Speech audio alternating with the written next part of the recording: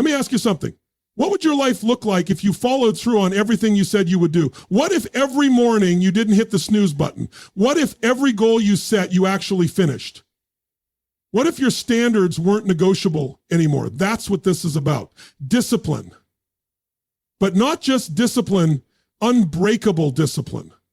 The kind of mental structure that doesn't bend when life throws chaos your way. The kind that doesn't rely on motivation or moods. This isn't about hype. It's about habits. Because people who live extraordinary lives don't do it by chance. They do it by commitment.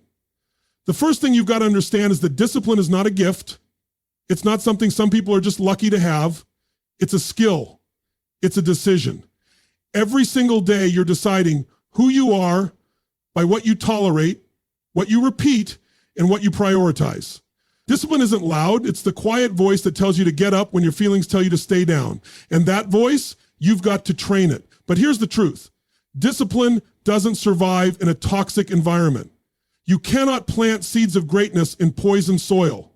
If you're constantly surrounded by distraction, by people who pull you away from your goals, by apps that hijack your time, then you're fighting an uphill battle. You need to make your environment frictionless for success. Stack the odds in your favor. Put your workout clothes next to your bed. Keep your goals visible. Eliminate energy leaks. Because you don't rise to the level of your goals. You fall to the level of your systems. Your systems are a reflection of your standards. And let's be honest, your standards shape everything. You're either living by high standards or you're negotiating with mediocrity every day. High standards mean doing the right thing, especially when it's hard, especially when no one's watching, because that's when your identity is being formed. Your future self is being sculpted by the decisions you're making when it would be easy to quit.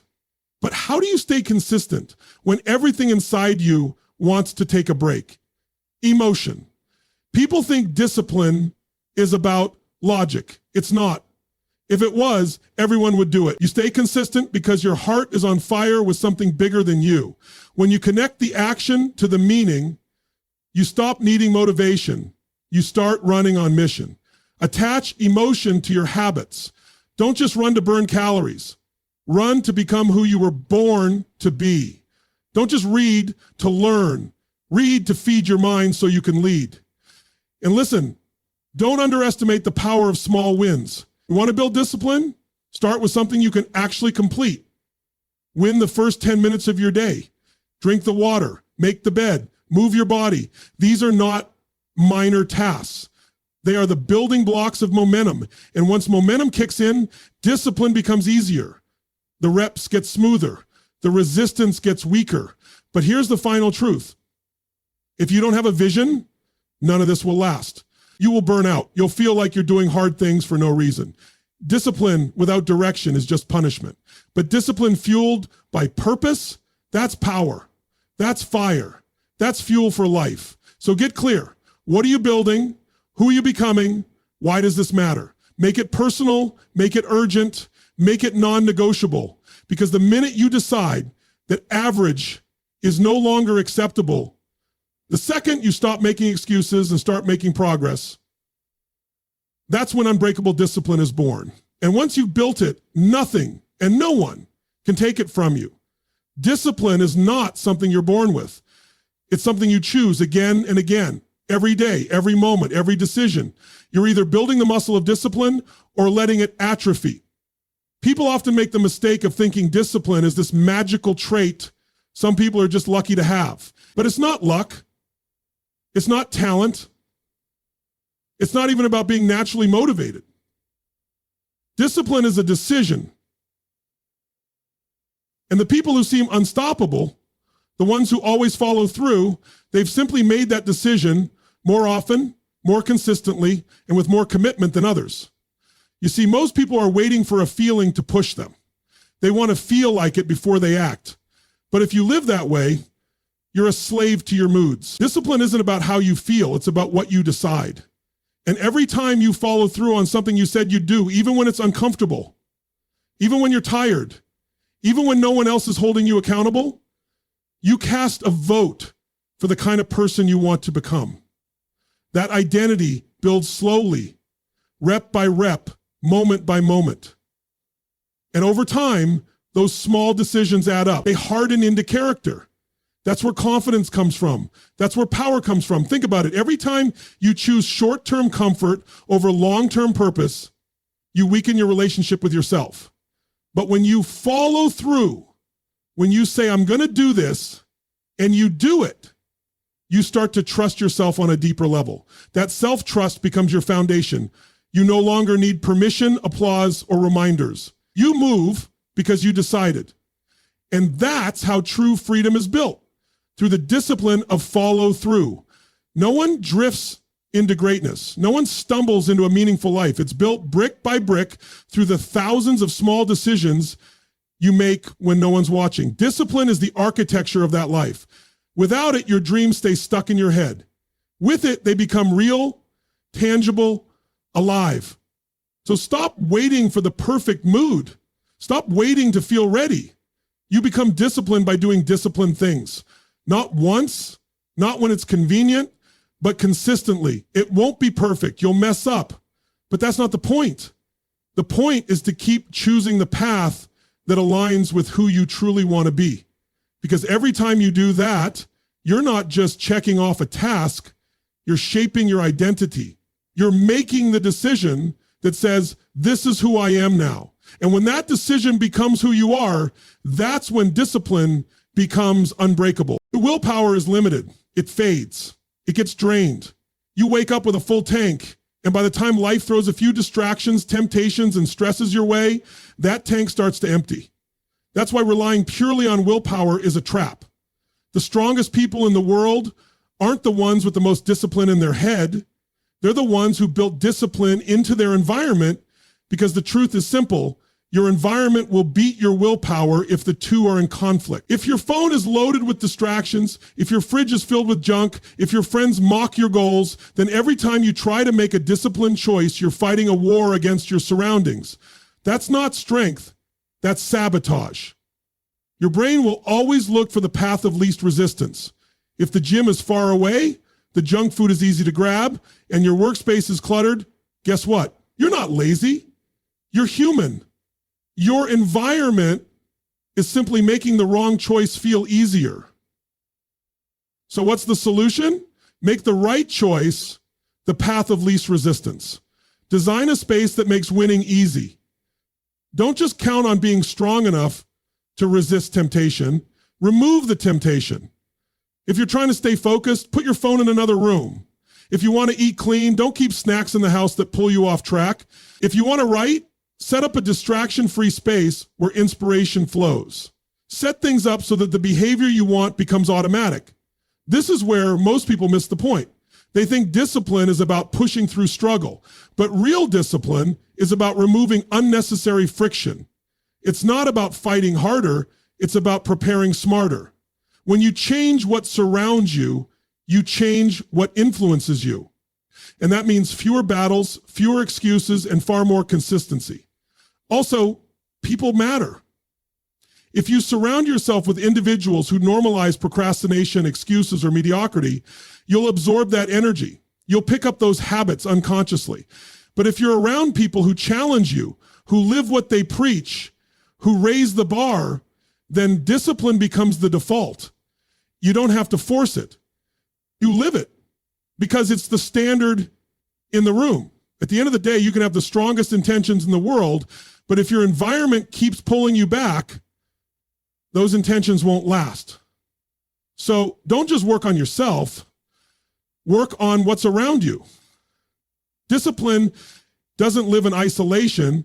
It lives in the systems, the people, the spaces that either align with your goals or destroy them. Choose wisely. Build intentionally. Because your environment will either hold you back or pull you forward. Your standards are the invisible force behind every result in your life. What you accept is what you get. What you tolerate becomes your reality. Most people think discipline starts with motivation, but it actually starts with standards. The line you draw in the sand that says, this is who I am, and this is what I will no longer accept. When your standards are low, you don't even need to fail. Your life will quietly drift into mediocrity. But when your standards are high and non-negotiable, everything changes. There's a powerful shift that happens when you stop treating discipline as something you try and start treating it as something you live. You begin to realize that how you do anything is how you do everything. If you cut corners in one area, it starts to bleed into other areas. If you're okay with being inconsistent in the small things, eventually you'll be inconsistent when it matters most. So raising your standards isn't about being perfect.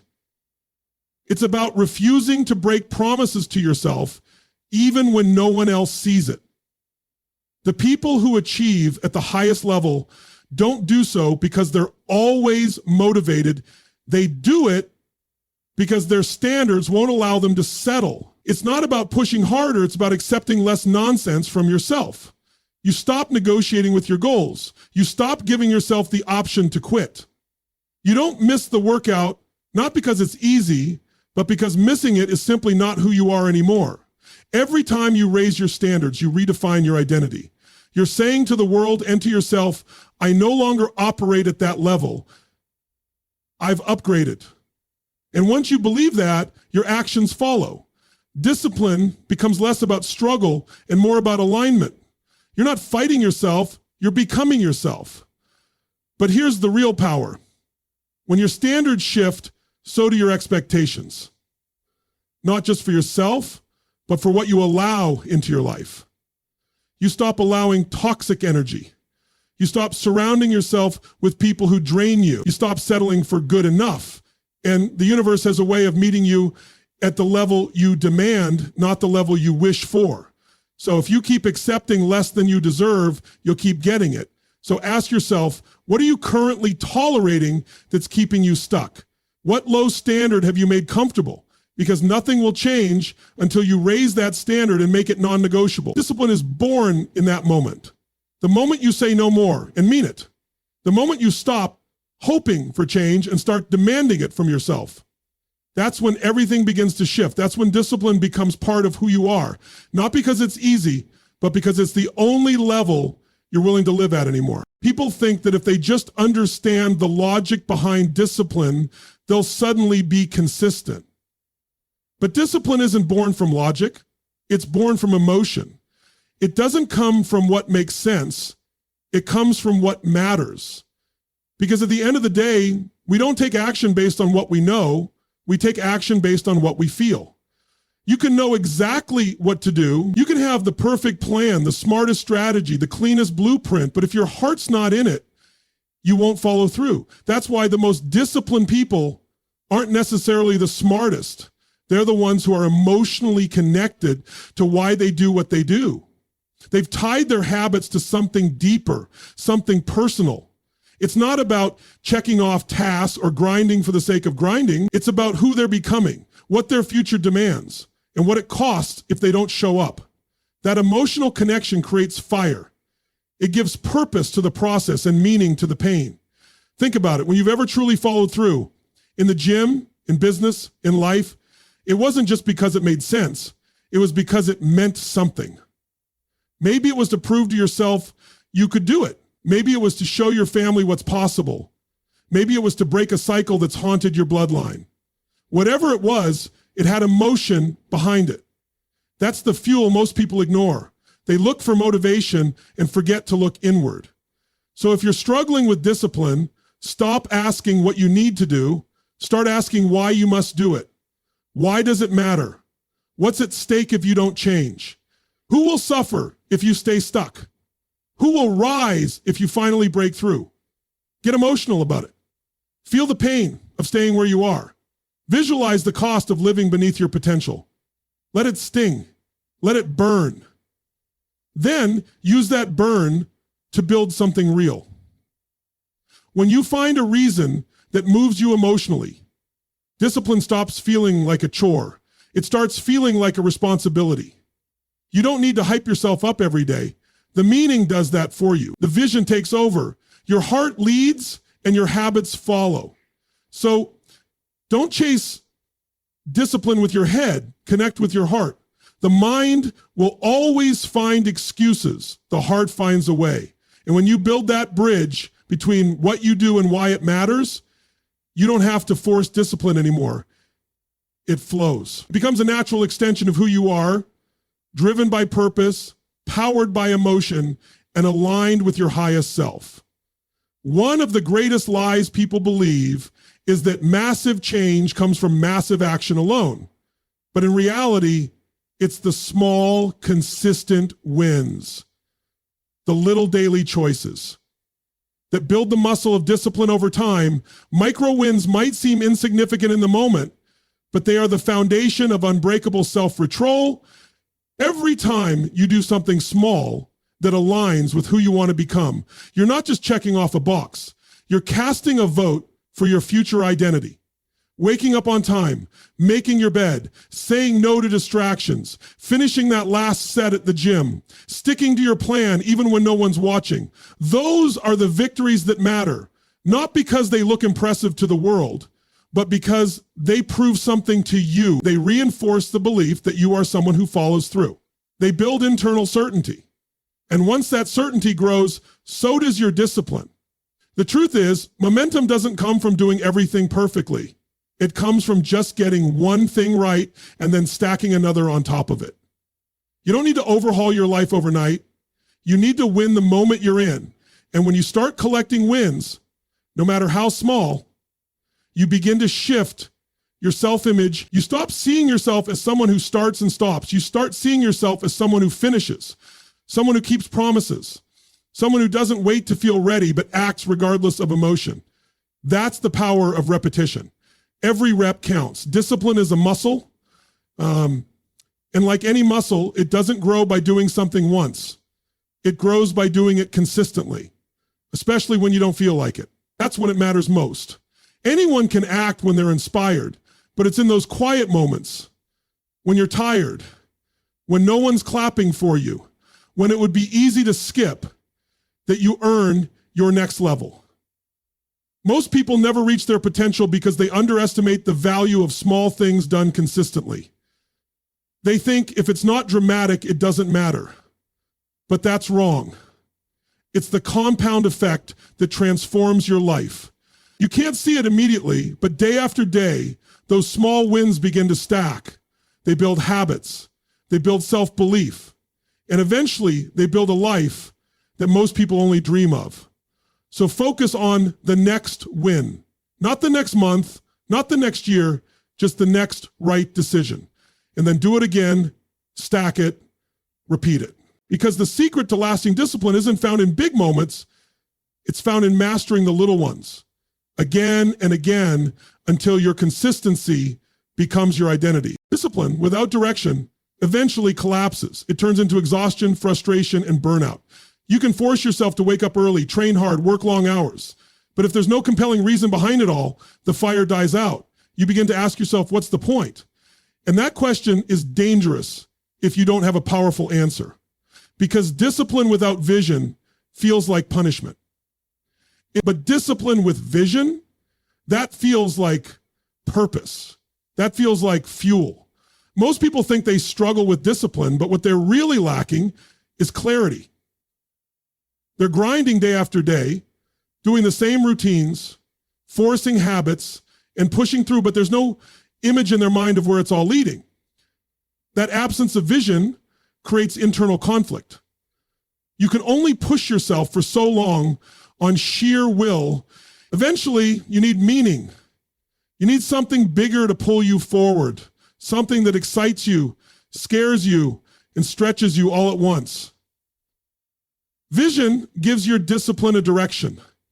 It transforms I have to into I choose to. Suddenly, you're not working out just to work out. You're training for the future version of yourself. You're not saving money just to save. You're building freedom. You're not waking up early because someone told you to. You're doing it because your mission demands it. That kind of alignment makes discipline feel less like a struggle and more like a statement. I'm becoming who I was meant to be. But vision can't be vague. It has to be specific, emotional, and deeply personal. If it doesn't stir something inside you, it won't sustain you. You need to see it, feel it, believe in it, before it ever exists. That emotional connection to your vision is what helps you stay grounded when life gets chaotic, when distractions hit, when results are slow, when you feel like giving in. Vision reminds you why you can't. And here's the truth most ignore. Without vision, even the strongest discipline eventually runs dry. You start going through the motions. Your habits become hollow. You show up, but there's no power behind it. And that's where people begin to break. Not because they're weak, but because they're disconnected. They're missing that inner why that makes the effort matter. So take the time to define it. What are you building? Who are you becoming? Why does this matter right now? Let that vision sink into your heart. Let it become your compass. Because once you know where you're going and why it matters, discipline becomes less about force and more about flow. You don't have to convince yourself to keep going. Your vision will carry you. And in that state, discipline is no longer a grind. It becomes a gift, a pathway to something greater, something real, something yours